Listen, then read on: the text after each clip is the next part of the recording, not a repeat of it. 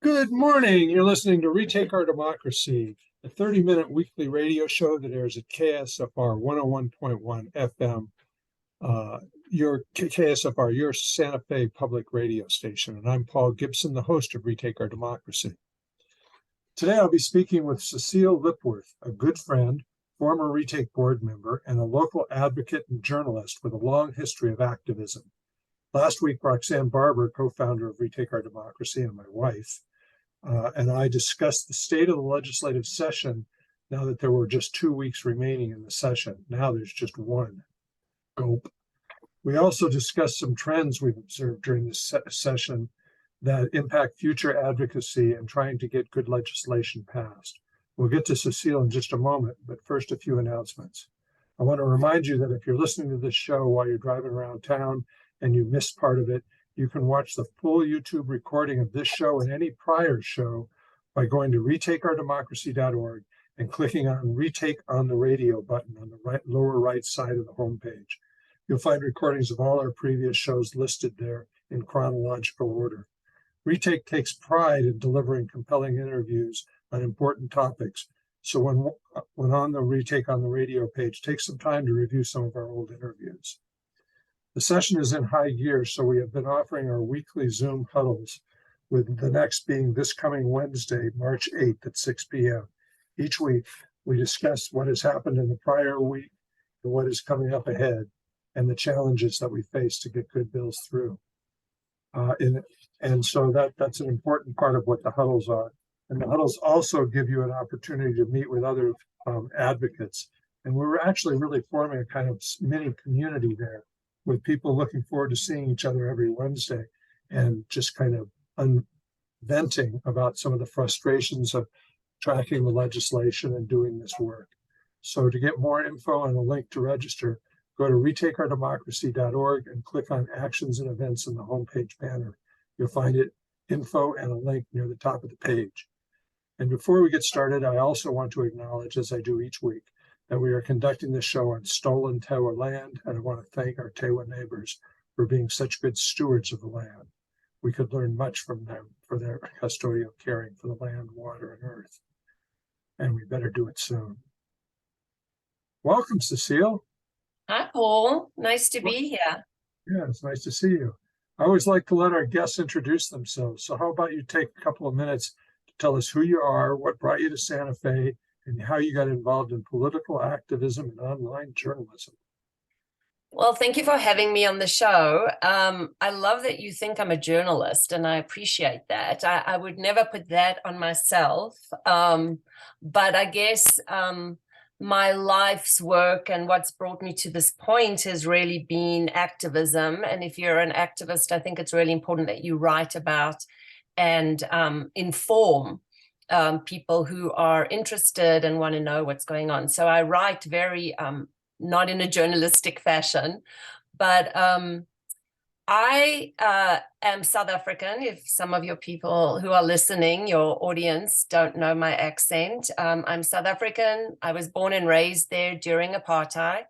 I left South Africa in 1997 and have been in Santa Fe ever since.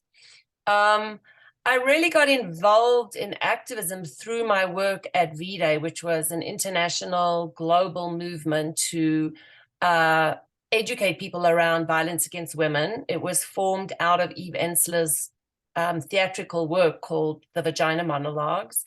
And we used that as a tool to create awareness and build activists in communities around the world who were able to use the play as an avenue to talk about the issue of ending violence against women. So that's how I really got involved in activism. And I think, you know, as the cliched saying goes, the personal is political.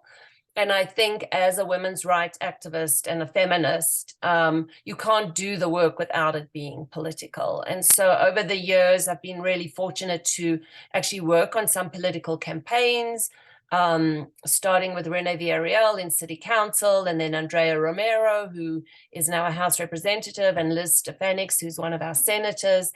I worked on each of their campaigns and really understood more deeply the importance of women in our legislatures and Congress, and was able to see the effect that they had having come into office.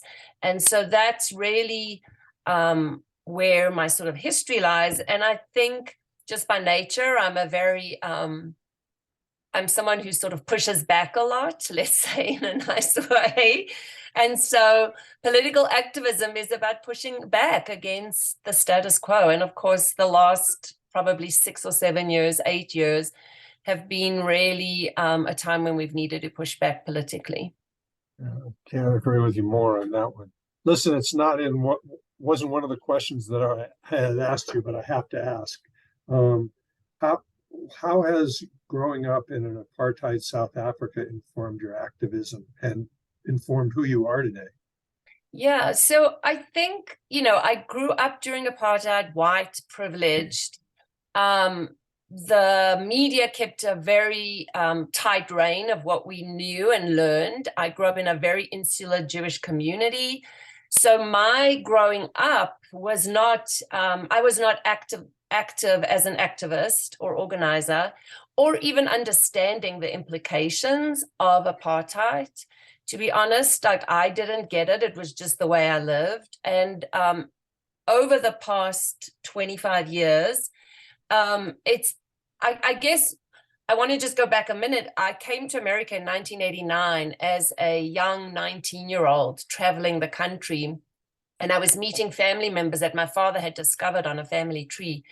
And I was shocked by how little they knew of the rest of the world, and how sort of they were very much, not only my family members, but a lot of people I met, Americans, were very much sort of like, oh, you're terrible people in South Africa. You've got this thing apartheid. And I kept thinking, wow, but you in America have got racism that's right here. You're just not seeing it.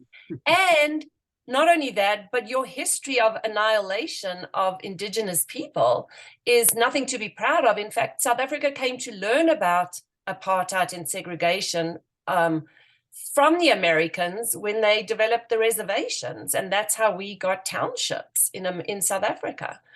So in 1948. Yeah. And so I think that it's taken me 25 years to break down the wiring that I had around what it means to be racist, and to understand my own racism within that, and then learn how to be anti-racist. And so I think it's been a very important basis for me to learn from that life experience. Well, it's interesting you said that, because I think that one of the challenges that Retake faces is the abiding assumption so many people, New Mexicans, Americans, everyone in the country, have about what's possible and what is. They don't realize the suffering of other people to the degree that, they should. And in the absence of any sense of urgency on their part, they're just going along, okay, I'm going to the market, and each day follows the next, just like the last one. And they're not engaged in this process. And then you meet people who suddenly get engaged in the process, and the people we meet who do that get engaged through us. And you see that a light goes on, and it's like, oh my God, I didn't realize how horrible this is. And all of a sudden, they're motivated. Yeah, and I think when the light goes on, it's really hard to go back to anything like you were before. And I think Right. that's been you can only move forward in your learning and your understanding and deepening your positioning. And that's why the political activism piece is so important. I think the most frustrating thing for me, if I'll just finish off, is just, this thing around American exceptionalism, that like this country doesn't have anything. Like they're so brilliant, we're so brilliant. And I'm in America now, we're so brilliant. We've got this incredible wealth of knowledge and invention and all of these things. And yet we're so not forward thinking in our ideology around equality and equity, and for all people. Well, we're going to get into that a little bit deeper when we start talking about monopoly. But Yes. anyway, we're recording this show on Thursday, March 9th, and that's the day after International Women's Day. It's International Women's Month, of course. But What does this day mean to you personally and to the women's movement more broadly? Yeah. Well, I'll just say, like, for me, there's a couple of things. Sometimes, again, in America, there's this hallmark idea of these holidays, right? Like MLK Day, there's kind of a hallmark idea of that, when it's really a much deeper thing around socialist and understanding and what Martin Luther King was trying to present to us. And I think some part of International Women's Day also falls into that, like it gets very hallmarked of we're all united and rah rah. But it's very interesting because yesterday, because I follow all these different accounts on Instagram, a group called the People's Dispatch gave an incredible history about the radical origins of International Women's Day. And in their unspooling of it, they were talking about that it has such deep socialist and communist roots. And it started in 1909 in New York City, when the Socialist Party of America organized this Women's Day observance, the National Women's Day, when thousands of women who were mostly immigrants and teens went on strike against inhumane working conditions. And the next year it was held in Copenhagen. And the leader of the Women's Office for the Social Democratic Party in Germany proposed that there should be an annual holiday in every country to advocate for women's rights. And that's when it began. And more than 100 women from 17 countries passed this resolution unanimously, and the following year, International Women's Day was observed in Austria, Denmark, Germany, and Switzerland. And I think when we understand that these have, and I just want to say, it went on to really explain that in Russia and China, the Communist Party actually also presented Women's Day in 1917 and 1936 and 1975. And so I think that. So was Putin out marching for women yesterday? Oh no, he definitely was not. You see, we kind of like, this is the thing, we're 120 years in, 100 years in, and we're still fighting for rights that are for equality, right, and equity in the world. And so Women's Day for me is really something that holds its importance in pushing forward an agenda of equality and equity. And I think for all women and women identifying people. And I think it's really vital that we keep this moving forward. So I wrote, every day should be Women's Day. It shouldn't just be one day of the year. But I'd like to see one day of the year just be a men's day, and the other 364 be Women's Day. Well, we could use a men's day to maybe force men to reflect upon how what being a man means, because unfortunately, too often it means bullying and getting our way. Right. I think that would be huge. If we could have a day of recognition around men's vulnerability, that would be really important. I recommend having a stroke to any man who has no emotional capacity, because after you have a stroke, there's a thing called emotional incontinence. And I can't get through hardly anything without starting to cry. I can't watch the news without crying. I consider it an asset. Well, there's a lot to cry about. Yes. So over the last few years, here's another thing to cry about. Women's rights to choose has been severely curtailed, largely due to a Trump-infested Supreme Court. The upshot of the court's decision has been many folks stepping up to enshrine and/or support a woman's right to choose. Where have you seen courage and where have you seen cowardice in the wake of the court's decision?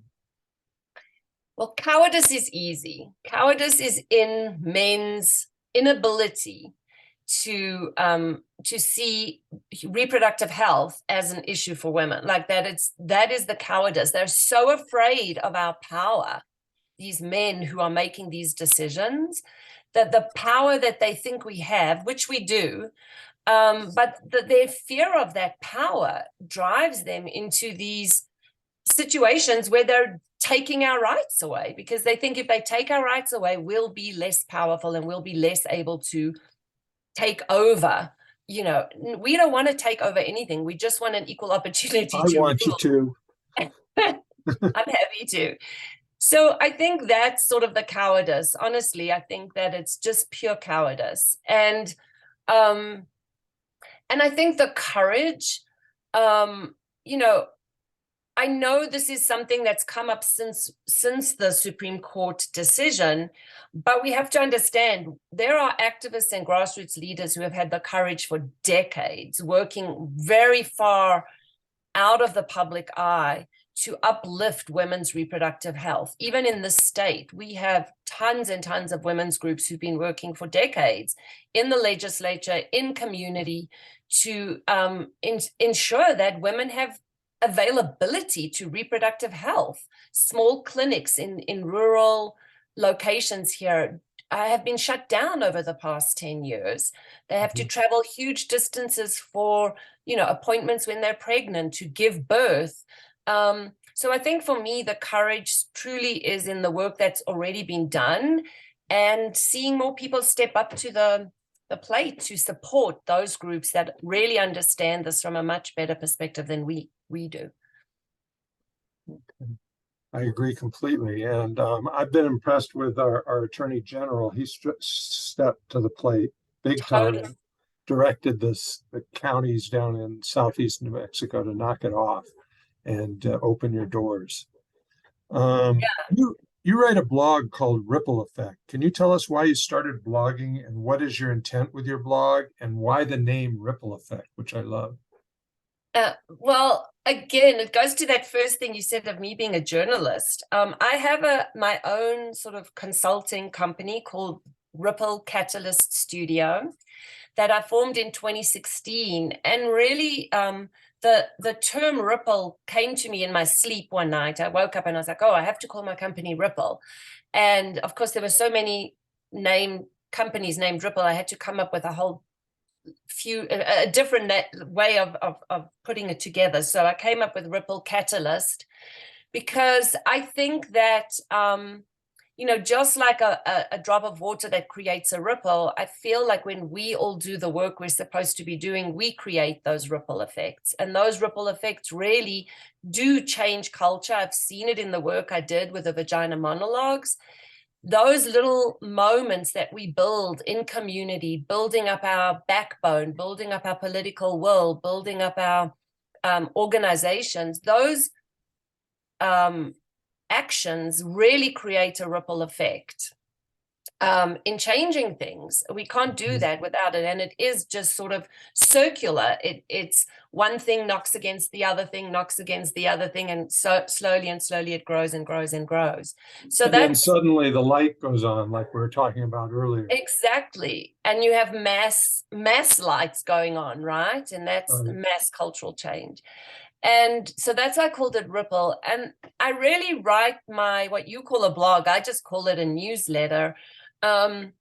It's not as frequent as yours. I admire you for putting one out so often. I put it out really because a lot of people who know me from my work in feminist activism were asking me so many questions, like what's going on here and how do I get involved and what do I do? And so I thought, well, I'll just put out a blog when I've got something to tell people to do or an action item, or I want to share some exciting news or share my feelings. I'll put it out and I have an incredible response to it. I get over, 55% people open the actual thing, which is kind of amazing given our email inboxes are so overwhelmed. And so that's what I do. And I just try to share news that uplifts and actually gives people an action to do, whether it's watching something, doing legislative actions, learning more information.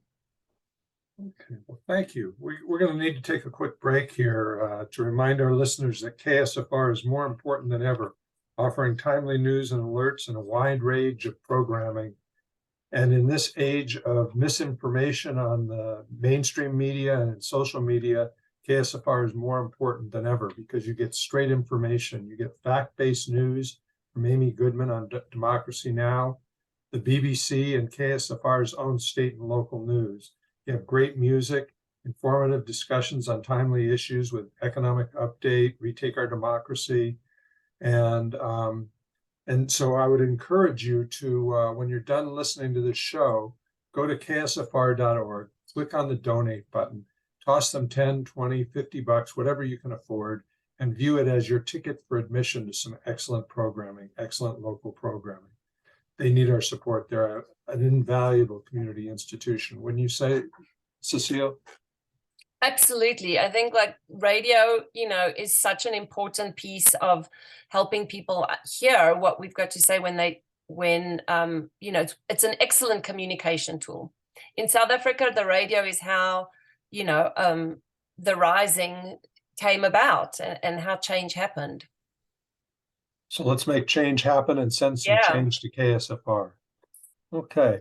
So in your most recent post, if you scroll down a bit, you came to a fascinating story about the actual inventor of Monopoly and how the original game actually included both cutthroat capitalist version we all grew up with, ugly fights and all, and another version called Landlord, which had two ways to play. One, the way we all played, and a second one, which was a collaborative version called Prosperity.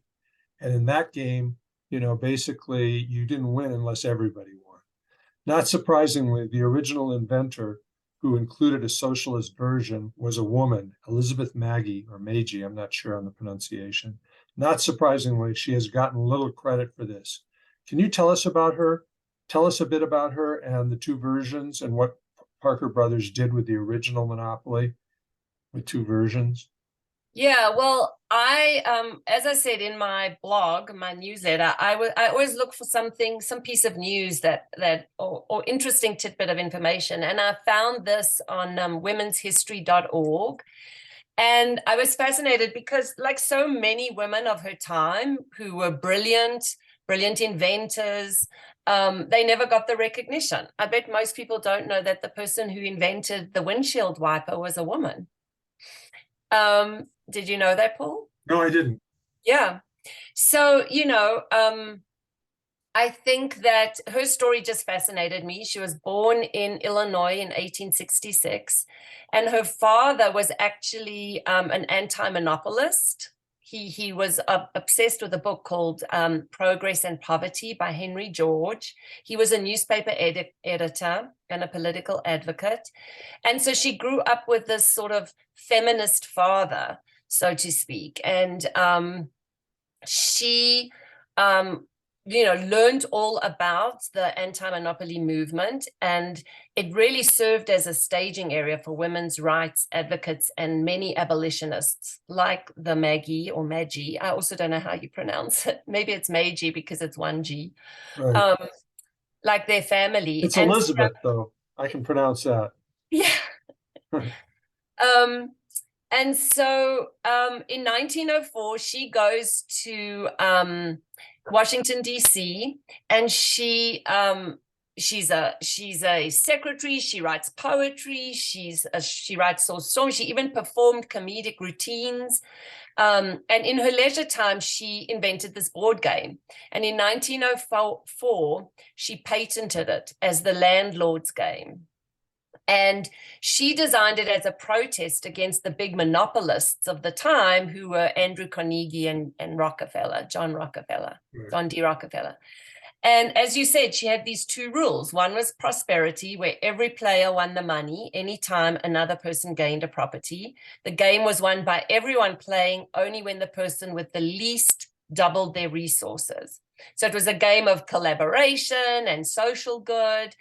And then the second set of rules she called monopoly, where the players succeeded by taking the properties and renting them from those with less luck rolling the dice. And the game began to pick up a lot of interest, and it started being played on college campuses, including the Wharton School of Finance and Harvard University and Columbia. And that's where Charles Darrow picked up playing the game. And he sold it to the Parker Brothers. And they said that he was the inventor of the game, which of course he wasn't.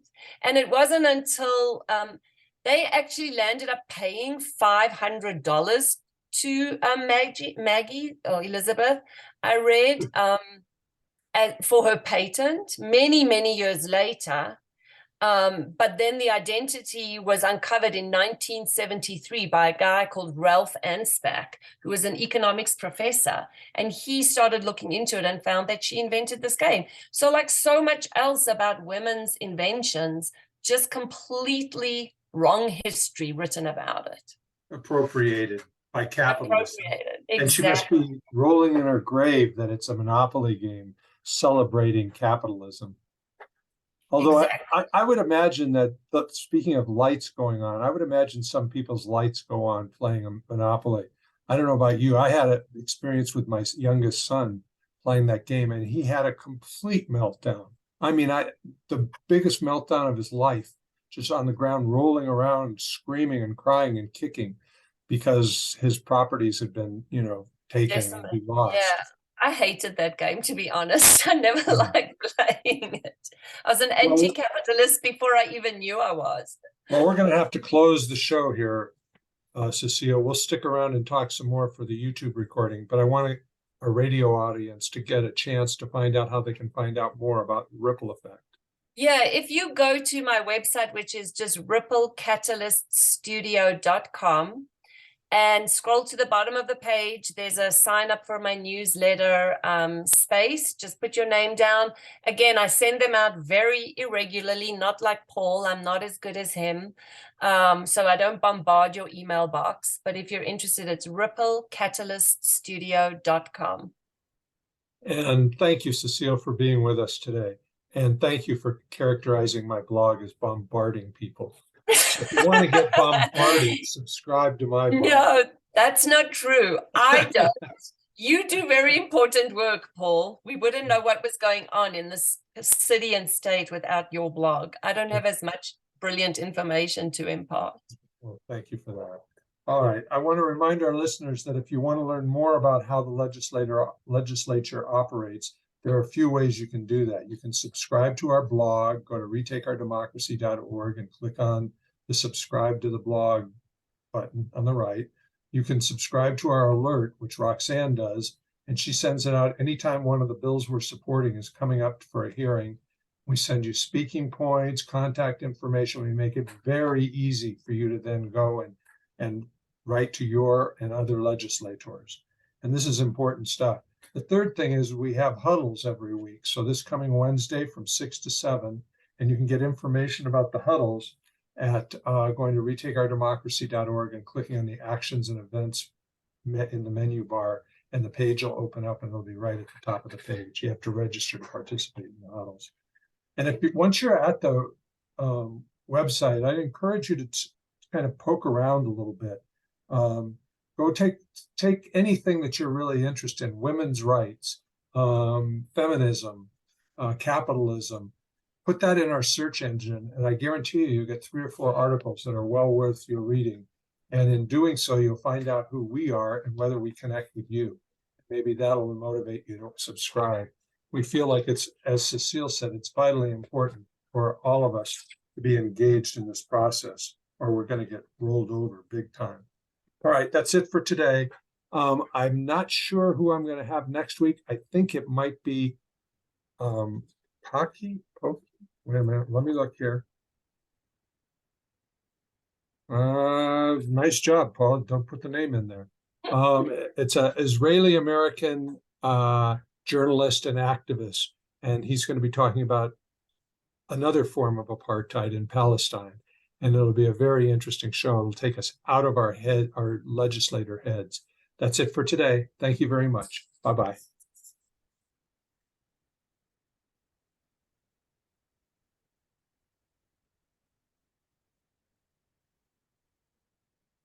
Okay, we're back with Cecile Lipworth, and we've finished the radio show. So now we're going to just chat a little more informally, but we have some questions to discuss.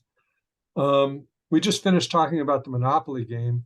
I was wondering, I'd like to go a little more deeply into it because we talked about men and capitalism and all those horrible things, and it made me wonder what would have happened if prosperity had been the game that became the game of America, and children growing up were exposed to socialism as a concept and the good feelings they got from helping others succeed, as opposed to the good feeling they got from basically stealing from their neighbor. What do you think? I mean, I think we'd be living in a completely different time. I think our climate justice and environmental justice that we're fighting for so hardly wouldn't be so hard to accomplish right now if we understood that we're all living on the planet on the same, in equal measure with the water, with the birds, with the animals, with our landscapes, with each other. I think we have a whole different way of dealing with the crisis we're in right now if we understood that we're literally all human beings living together on this planet, 8 billion of us, and that, you know, we are in it together. Our survival depends on each other. I mean, I think I learned that so deeply when I was doing V-Day and the Vagina Monologues. I was traveling around the world, or I was listening to women from all over the world talk about their stories of violence towards them. And it was the same everywhere. It didn't matter, Paul, which country I was talking about or what economic class we were talking to. Every woman had the same story of harassment, sexual violence, rape, all of these things. And it really taught me that there really are no borders or barriers and boundaries, that we literally are all the same. It helped me come out of my apartheid thinking too, you know, of understanding that as humanity, we're all got to collaborate if we want to achieve something. And so I think if we had been raised on the prosperity model, if the anti-monopolist movement had taken root more deeply, I totally think we would be in a different place. Look what's killing us right now. Yeah, it Greed. wouldn't have been just the game. You're right. It's the whole movement that needed to take hold. It's greed. Greed is killing us. Greed Yes. of the congressmen, because they're getting paid big money by lobbyists to not pass bills. They're not even thinking about the human beings behind that. They're thinking, how much money can I save up and put aside and take offshore, wherever their money is? That's what's killing us. Total greed. You know, I sit through And an awful lot of patriarchy, of course. I sit through an awful lot of hearings, and when I do, if there's something really good on the agenda that we're supporting that is going to do something for working people, you can guarantee that there will be 2 or 3 different chambers of commerce there to say, we can't afford to do this. You know, it's like they want Pennsylvania Avenue too. I mean, it's like there's never enough. And there's never the sense of we're in this together, like the family medical leave that's just coming up. We're talking on Thursday, so it's going to be heard on Friday. By the time you hear this, it will have been either defeated in Commerce and Economic Development or passed. And if it passes there, it goes to the House floor and then it's done and goes to the governor. But I mean, the arguments that I've heard against it are just so weak and selfish. It's like, you know, you've got an employee, you know, if you have a small business, I had a small business, I had 25 associates, and we were a family, we were a community. And, you know, what these Chamber of Commerce representatives say is, we can't afford $10 a month per employee to ensure if one of my colleagues gets really sick, they can take care of themselves. Or if their wife or son gets really sick, they can take care of themselves. And that's just not part of the ethos in this country. So it's very Darwinian. It's totally Darwinian, and it's totally selfish, as you said, and it's totally the mentality of there's not enough for everybody. You know, this mentality of like, we can't do this because there's not going to be enough for this person. And who's this person? He's always the richest person. It's never us in the working class that's not going to be enough for. It's always the richest person that's not going to be enough for. And, you know, I think you read Heather Cox Richardson's blog Regularly. her daily letter. And I've learned so much over reading it over the past, I don't know, however many years she's been writing it, but just about how the Reagan era and the 80s, how they really enforced this message that it was all about individual wealth and not about the people. And yeah, I totally think we'd have a different mindset of saving our planet if we had been raised on prosperity model completely. Well, maybe that's what Retake needs to take on as part of our mantra as we go forward. Because Roxanne and I have been talking that we're going to really limit our involvement in the legislature, and we're going to take a step back and start doing some more deep education, because we see too many legislators just buy the messages from whatever industry it is, because they don't have a deep grounded understanding of what the issue is. And that happens also to people and voters. With the constitutional amendment around the governor nominating the PRC, voters were easily swayed by what was put out in those ads. And if they had had a deeper understanding of what this issue was, they would have never approved that bill. Right. I think education is so important, Paul. I really do.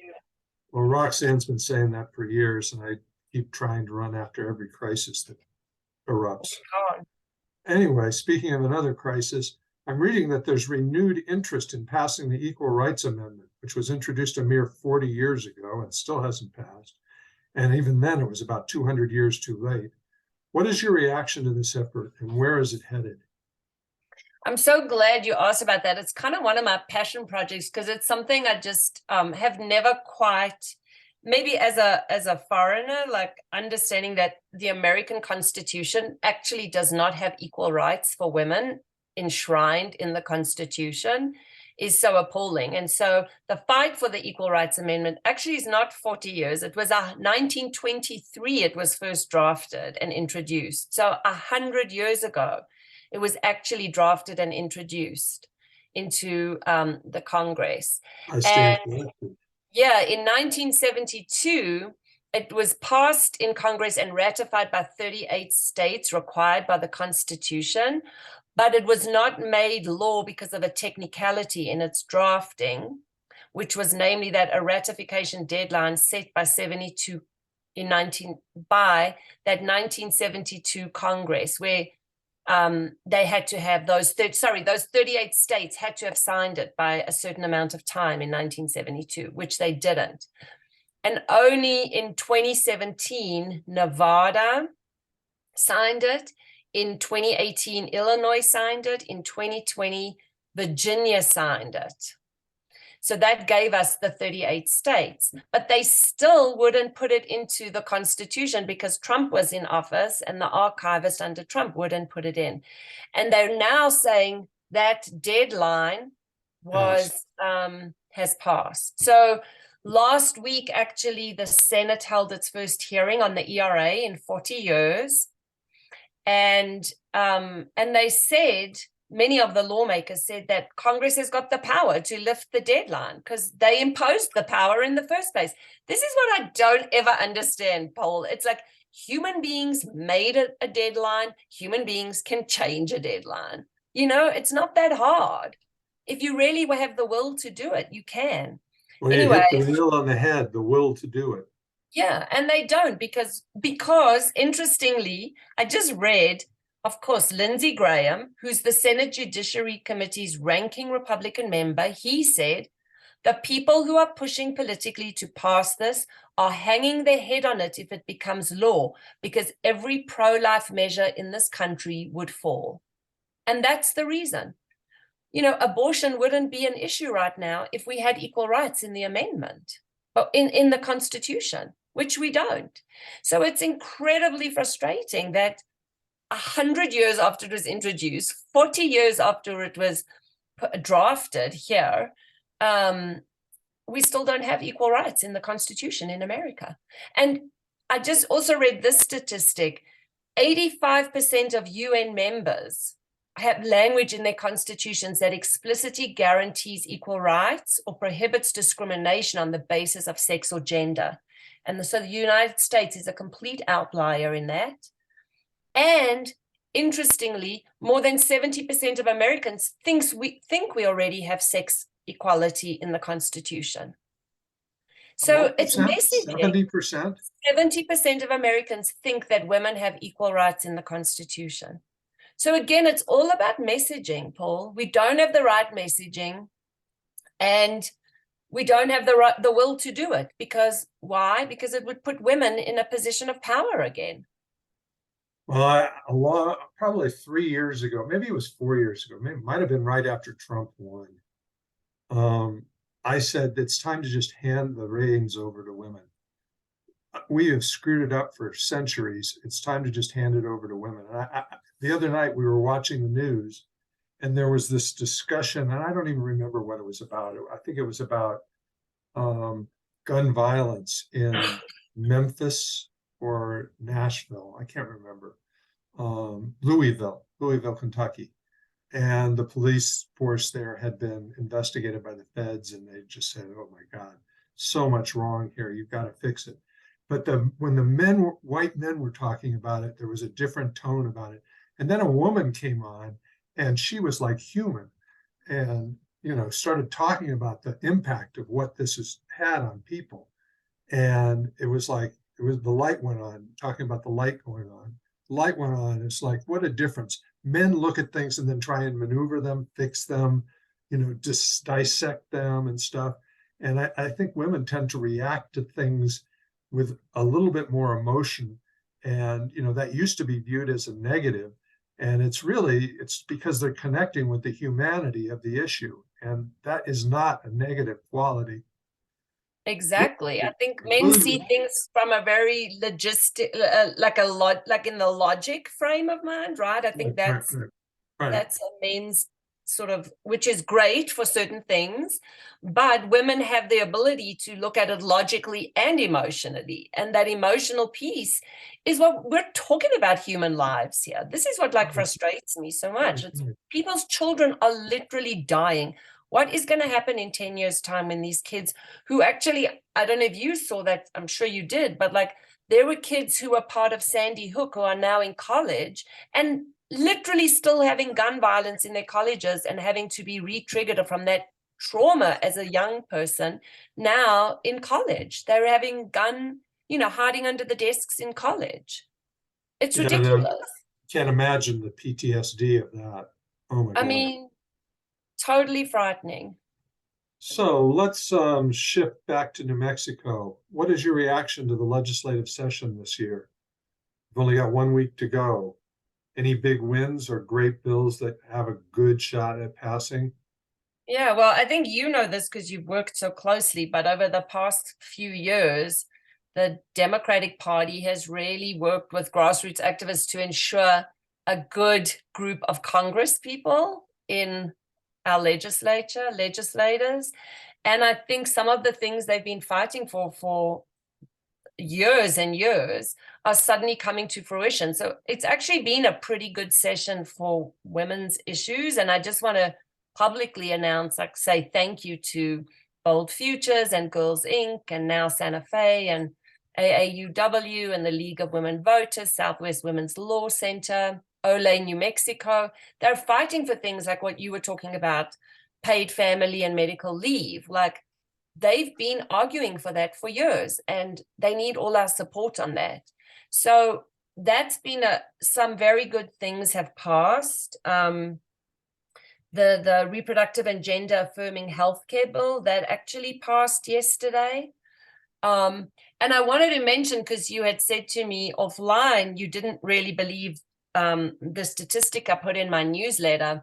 I called last week about the HB7, the reproductive and gender affirming healthcare. I called the senators' offices, and I called all the offices, Republican and Democrat. And when I called Senator Hickey's office, Democrat, the woman who answered, she was like, "Oh my God, thank you so much for calling. You're the second call we've had for the bill. We've had 1,500 calls against the bill." So the right was very well organized in calling and telling their people to call. And I was only the second person that had called. And then, of course, I did call Senator Gallego's office, and I had a whole mouthful about how God would judge me for asking the senator to vote for this bill, because he stood between the gap between God and us, the senator did, and that he would never vote for this bill. So, we really have our work cut out for us. But that was good. The reproductive I health can't believe you got lectured when you called. lectured. She told me she wasn't going to write my name down because I wasn't his constituent. Obviously, she said, you're not his constituent. The menstrual products in school bathrooms, that passed, which was excellent. Affirmative consent in schools. I think that passed committee. So, I mean, there's been a lot of things that are STI prevention and treatment, which would ensure New Mexico's wouldn't have to deal with cost sharing with insurance companies. There's a bill for breast exam health coverage, diaper sales, gross receipts. These are all passing committees, obviously, and some have passed the Senate and some have passed the House. So I think it's been a pretty good session. As long as you don't care about climate, it's done very well. Yeah, well, and climate, women's issues have been fighting for so long, and now we have to fight for climate issues. And I agree, it's again greed, Paul. It's again all about where the money is. Right. Well, all right. Well, on that cheerful note, we did get the gender affirming and reproductive health bill through. I think we're one committee away from getting paid family medical leave in, and all the water bills are passing, and that's water is life. And in New Mexico, I was talking with Jay Levine yesterday, and he was mentioning that I think it's the EPA had done a study, and that in 20 years, southern New Mexico will be uninhabitable. It'll be so dry and hot, just uninhabitable. And we're not doing anything about it. Instead, that same I think it's Representative Gallegos stated in committee hearing, we're only contributing 0.5% of the ozone depletion from New Mexico. So it's not just us, but I'm sure we're not 0.5% of the world population either. So, it's like that mentality. And that mentality of it's not us, it's someone else down the line, and it's almost always someone outside of this country. They're the ones doing the bad stuff. It's never us. The other way to look at that is we're like probably 0.1% of the world population, less than that, 1/1000th, and we're contributing a much higher percentage to everyone else's death. And the major impacts of this are going to be felt in the southern hemisphere, not in the northern hemisphere. Exactly. And I want to just kind of close the show by recommending to our listeners that you pick up Octavia Butler's book, Parable of the Sower, Sower. It is a remarkable book. I don't have it in front of me right now, so I can't look up and see what year she wrote it, but I think it was like 1980. And it projects what is going to be happening in this country in 10 years, 15 years, and it is horrifying. She even has a candidate in the book, a Republican running for president, who is like fanatical Christian and all of this. And his slogan is "Make America Great Again." And this was written in 1980. And 1993. Okay, so still, Trump wasn't even on the horizon then. He was doing his stupid television shows. It's funny. I watched a movie the other day. I don't know if you ever remember. It was called The Campaign with Will Ferrell. It was a comedy, also made in 2003, about a guy who's elected. He's been the constant legislator in his little town, and these two brothers come in and want to oust him and try to pull a guy in to guide him, the new guy, into how he was going to take over this seat. And it was obviously the Koch brothers, analogy. But watching that movie was the same as what you're saying, reading 1993. It's like everything that was in that movie literally has been happening, how they were suppressing the votes and hiding the votes and all of this stuff that we're facing now. It's not Well, so much a doomsday prophecy. It's literally what we're living right now. right. And, we were talking about having to get it in your gut. I think that the part, and we were also talking about, where the light goes on. I think where the light goes on is when you get it in your gut. Mm-hmm. And that book, it's not got a lot of science running through it and stuff like that, or climate stuff. It's all humans trying to survive in a world that has completely come apart. And it really is very likely to be something like that in our near future. And if you get that in your gut, you're not going to be blasé about climate bills anymore. So I Yeah. strongly recommend, and it's just a brilliant book, just great writing. She's an amazing writer. Yeah. Is she going to be at the literary fest? Oh, that's too bad. Okay. All right. Well, we're out of time, and I don't want to take too much of your time, Cecile. Well, it's Thank been you so so great much. to chat with you, Paul. Yeah, it's been nice talking to you too. It's nice talking with a friend on this show instead of trying to make sure I'm covering everything and not going to ask something that I can't answer. But maybe we'll do this again sometime soon. I'd love to. Thanks for the opportunity to talk about women's issues. I really appreciate it. Okay, take care. Thanks, Paul. Bye Bye. bye.